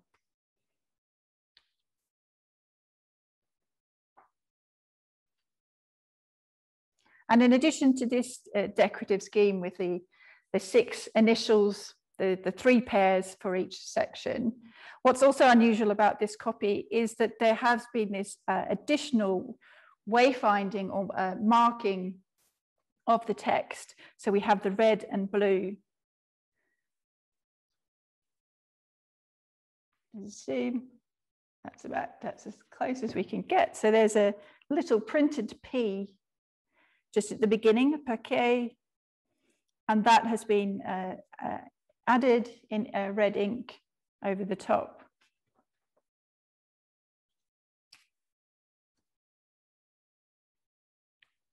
And we can see, again, the H here. So that's been done all the way through the text. There are also in this copy some annotations, mostly very small corrections, not particularly easy to see, but we'll just finish on this opening to show you what is quite a spectacular manicure with a very beautiful cuff on the wrist there. So there isn't anything else like this in here, just this one spot in the text where someone has definitely gone to quite a bit of trouble to point out a particular note and also decorate it in addition. So that's the Spencer copy at the Rylands. And I'm handing back to you, Tabitha. Thank you very much, Julianne. That was absolutely wonderful. Now we have one final library, but before we go there, I'd like to call on one of our co-hosts just to say a few words quickly. Katia Pizzi, who is the director of the Italian Cultural Institute here in London, and the co-host of this event through the series that we've been running every Tuesday, and some of you will be attending with us in the evening tonight to hear about Dante and Islam, and I'll put the link to that in the chat. Over to you, Kathy. Thank you. Thank you very much, Tabitha. I'm sincerely honored and grateful to Tabitha Tuckett for her generous invitation and this truly unique opportunity to view editions of the Florence 1481 Commedia from a wealth of libraries in Italy, the UK, and the US, from the John Rylands to the Biblioteca Nazionale of Florence, from the Morgan to the Bodleian, Trinity College, Cambridge, and many more. So I'm really extremely proud to associate the name of the Italian Cultural Institute in London with that of the amazing collections here represented today. Dante is celebrated all around the globe this year in the 700th anniversary, most notably by a series of talks entitled A Man for All Seasons that Tabitha has just mentioned, and the captivating commentary of John Took and Alessandro Scafi have accompanied us since last January. And please tune in because there's more treats to come. One evening in 1912, the painter Giorgio de Chirico stood in Piazza Santa Croce in Florence. He wrote, I quote, "In the middle of the square rises a statue of Dante, draped in a long cloak, holding his works clasped against his body, his laurel-crowned head bent thoughtfully earthward. The autumn sun, warm and unloving, lit the statue. I had the strange impression that I was looking at these things for the first time," end of quote. So thank you very much, UCL Special Collections. Thank you all the distinguished libraries and librarians with us today. Thank you for making us look at Dante through art and at art through Dante, as if, like the Chirico writes, for the first time. And thank you especially for your amazing librarianship. And I mean it very sincerely. So thank you very much. Thank you so much, Katja. It's wonderful to have you as a co-host. And we'll hear later on today from the Bibliographical Society of America, who are our other co-hosts. Thank you very much for joining us. Now we have one more library, and it's the treasure. We're going back home to the book, to the Biblioteca Nazionale Centrale di Firenze. And we are going to hear from Davide Speranzi, who is the curator of rare books and manuscripts, about all of their other wonderful collections. Over to you, Davide. Thank you. Thank you, Tabitha. And thank you for this occasion to present our Landino's books all over the world.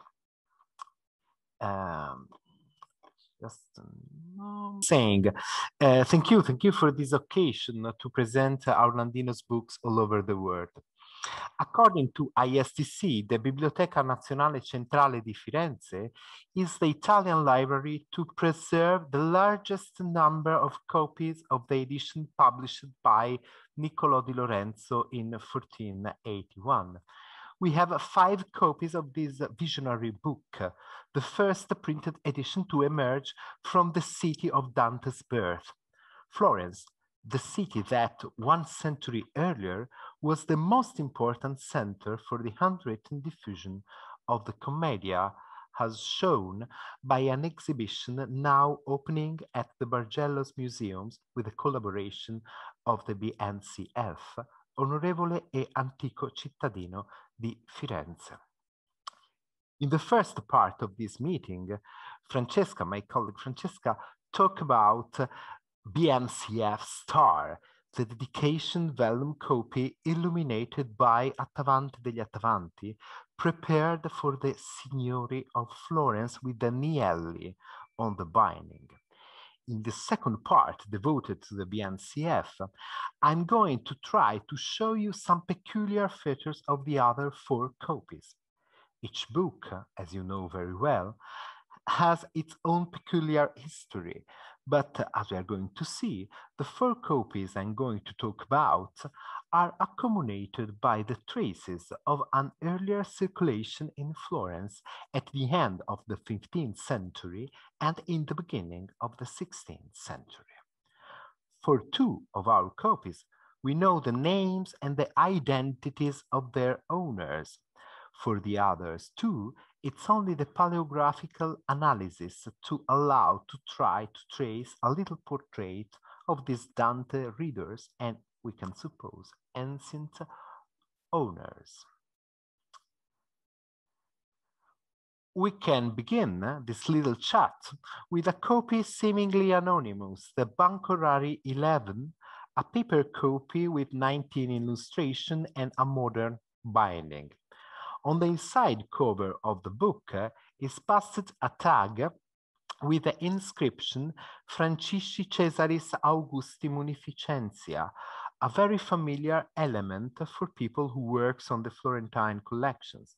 The tag shows that this book was gifted to the Magliabechiana Library, the Florence public library, in the middle of the 18th century by the Granduca Francesco Stefano d'Asburgo-Lorena, which from 1745 was also emperor of the Holy Roman Empire. We don't know the collection that Banco Rari 11 was part of when it was bought by Francesco Stefano, the collection of Gardi family, perhaps, but we can almost sure that in its earlier story, it was circulating in Florence. As you can see, at various points of this copy, we can find some marginal notes from a reader that adds Dante's verses omitted by the printed edition.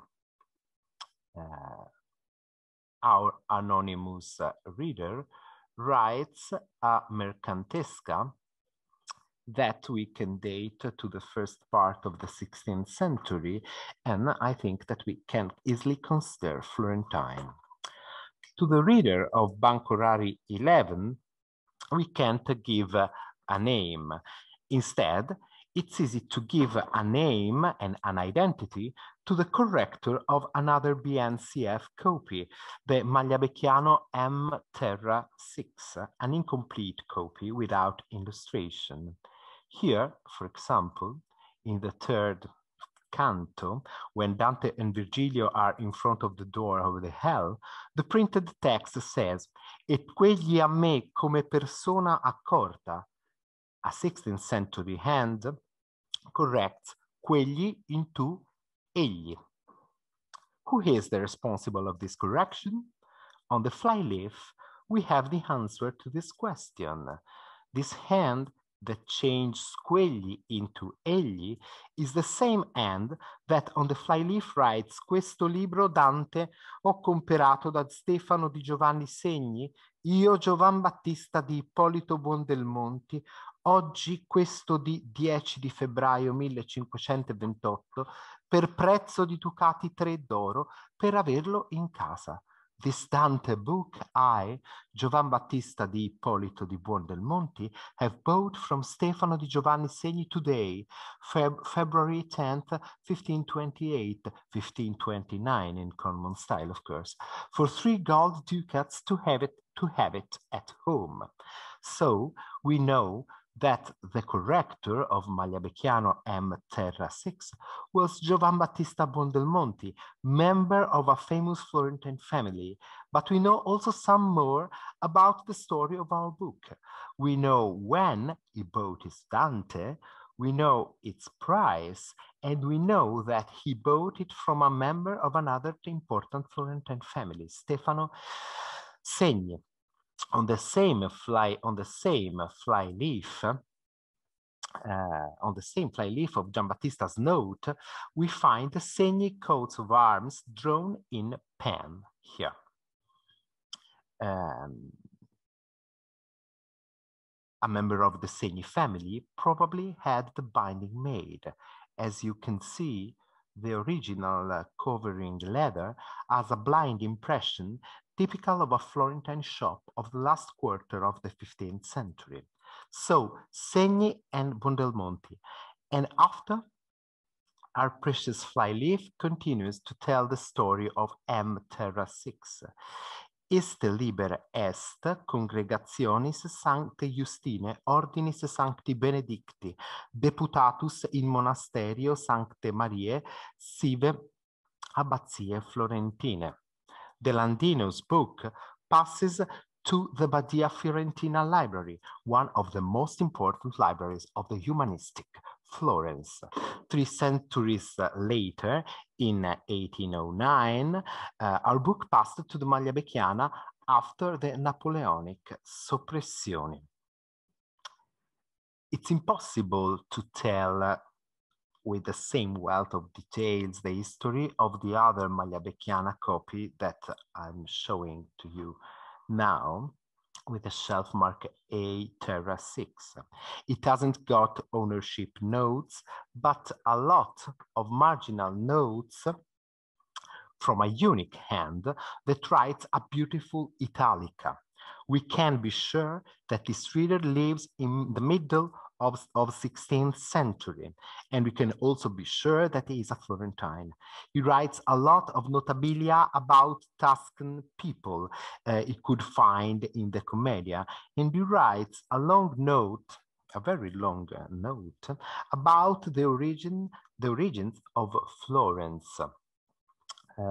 To the Landino comment, he adds the hypothesis of an Etruscan origin of the city that suggests it was living under the power of Cosimo I, when the Etruscan myth knows a good fortune. In conclusion, we can take a look at the last BNCF copy of the Landino edition, the Banco Rari 12. Thanks to our colleague Leonardo Frassanito, which took the pictures, and thanks to our wonderful team here at the Manuscripts and Rare Books department, for example, Eric Boni, Luca Di Vitini, and Adelina Taffuri, thanks to my colleagues' work, an integral digital copy of this exemplar is now available in the BNCF collection in Internet Archive. So if you want, you can study it from home and focus your attention on the illustration. In Banco Rari 12, it has 19 illustrations, but some of the illustrations are double. So it is a very large number of illustration. Some illustration, I was saying, are doubled. Why? Every illustration is original. Some of the double are copies. I leave to you these questions. Instead, I would like to draw your attention also in this case on the ancient owners. In the upper margin of the first folio here, we find the note Caroli de Vecchiano. Sometimes later, but not too much later, another hand has added Est Hieronymi. So the book was in the library of Carlo da Vecchiano and after passed to his son Hieronymus. Carlo da Vecchiano is not unknown.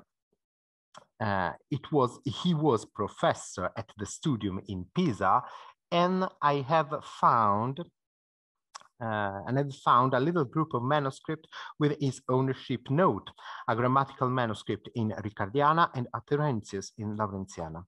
The Vecchiano coats of arms has been identified by Ada Labriola also in a wonderful illuminated manuscript containing the Vita Aesopi of Maximus Planudes, now in Coligny. In the lower margin of the same first folio of Banco Rari, as perhaps you can see, we have another coat of arms, but as you can see, it was repainted in blue, and I'm not able to see its original condition. It was a Vecchiano coat of arms, another little enigma that perhaps someone of you will be able to solve. Thank you for your attention. Thank you so much, Davide, and that was a wonderful finale to today. I'm going to hand over to John McQuillan to finish off the event from the Bibliographical Society of America, our co-hosts, and we are also extremely grateful to the financial support from University College London Library Services, for the wonderful organisational support from the Bodleian Libraries Centre for the Study of the Book, to Professor Cristina Dondi, Professor John Took, Professor Gervase Rossa, and Dr. Alessandro Scafi.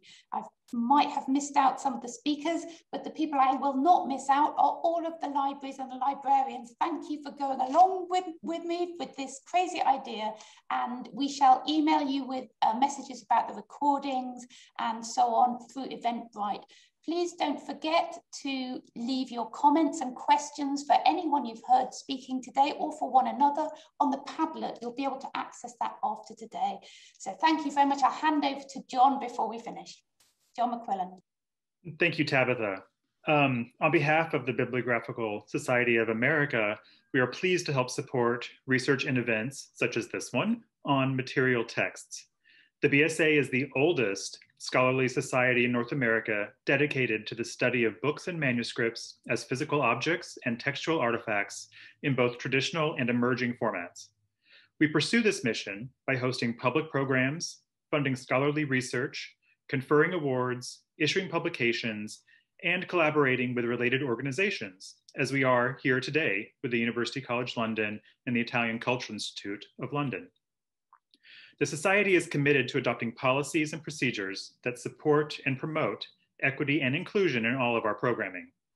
The BSA is actively pursuing a more inclusive approach to bibliography, including the material texts and scholarship of traditionally underrepresented ethnicities and cultures. I have added links to the chat where you can find more information on the BSA, our grant and fellowship opportunities, publications, as well as how to become a member. We now offer a distinct member category for those in Latin and South America, and anyone 35 years of age and younger can join for only $25 US. You can also find many of our virtual events from the past year free of charge on our YouTube channel, including presentations from our annual meeting this past January and a series of webinars, both and Bibliography in Action. Thank you. Thank you to all our speakers, and of course, thank you to Tabitha Tuckett for this brilliant organization of this event on behalf of all of us librarians and speakers. We're really pleased to share the copies in the libraries, and it's terrific to meet colleagues from afar, some of them for the first time in such circumstances, but in which we can be very happy to see each other really, and in sharing the love of Dante and the love of libraries.